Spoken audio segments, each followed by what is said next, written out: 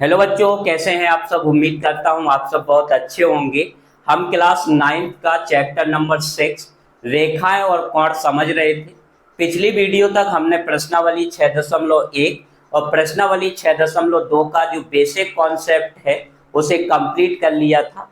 आज के इस वीडियो में हम प्रश्नावली 6.2 को स्टार्ट करने वाले हैं।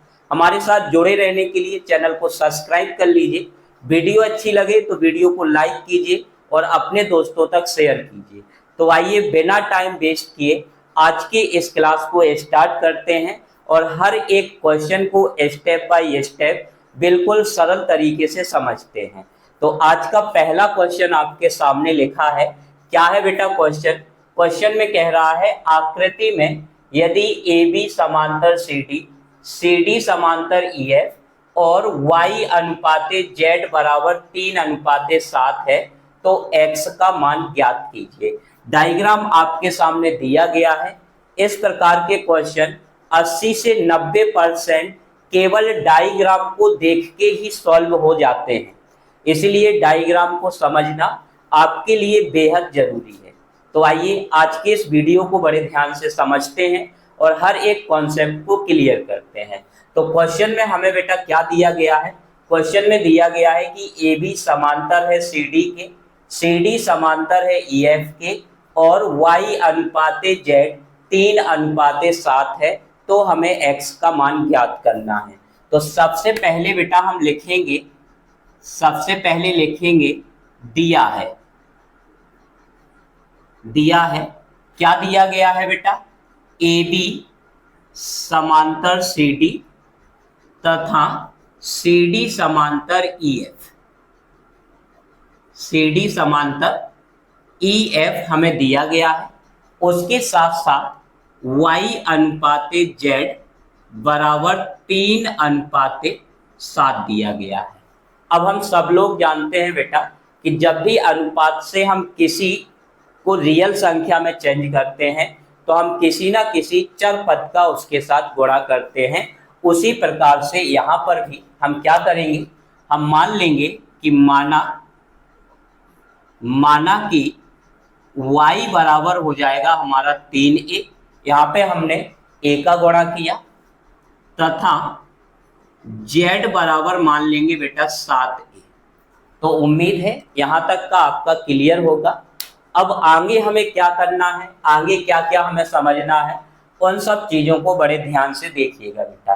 अब क्वेश्चन में हमें दिया गया है कि यदि ए बी समांतर है सी डी के, ए बी लाइन समांतर है सी डी के और सी डी समांतर है ई एफ के, तब हम कह सकते हैं कि ए बी समांतर होगा किसके बेटा? ई एफ के। तो हमें क्या दिया गया है? हमें दिया गया है कि ए बी समांतर सी डी तथा सी डी समांतर ई एफ, तब ए बी समांतर होगा किसके बेटा? ई एफ के। तो ये वाली लाइन भी आपकी क्लियर होगी। अब यहाँ पे ध्यान से समझना कि अब हम क्या करने वाले हैं। तो अब यदि ए बी समांतर ई एफ और एल तिर्यक रेखा है, एल क्या है बेटा? तिर्यक रेखा है। यहाँ पे हमने ए बी समांतर ई एफ लिया और रेखा एल को तिर्यक रेखा माना है। तो इस सिचुएशन में जो x है, जो x है वो z के एकांतर अंतः कोण होगा। और एकांतर अंतः कोण हमेशा कैसे होते हैं बेटा? बराबर होते हैं। तब हम यहाँ पे लिख सकते हैं कि x बराबर होगा किसके? z के। और इसका कारण क्या है बेटा? तो इसका कारण है एकांतर अंतः कोण। एकांतर अंतः कोण। अब यहाँ पे देखोगे कि x बराबर हो जाएगा, z का जो मान है वो कितना माना हुआ है बेटा? 7a। तो यहाँ पे हम रख देंगे 7a। अब हमें क्या करना है? अब ए बी समांतर लेंगे किसके? सी डी के तथा एल तिर्यक रेखा है। एल क्या है बेटा? तिर्यक रेखा है। तो इस सिचुएशन में जो x और y है वो तिर्यक रेखा के एक ही ओर स्थित अंतः कोण होंगे, और तिर्यक रेखा के एक ही ओर स्थित अंतः कोणों का जो योग होता है बेटा वो 180 डिग्री होता है। इस हिसाब से जो x और y है इसका योग कितना होगा बेटा, 180 होगा। तब यहाँ पे हम लिख सकते हैं कि x प्लस वाई बराबर हो जाएगा 180 डिग्री, और इसका जो रीजन है वो क्या है बेटा, वो है तिर्यक रेखा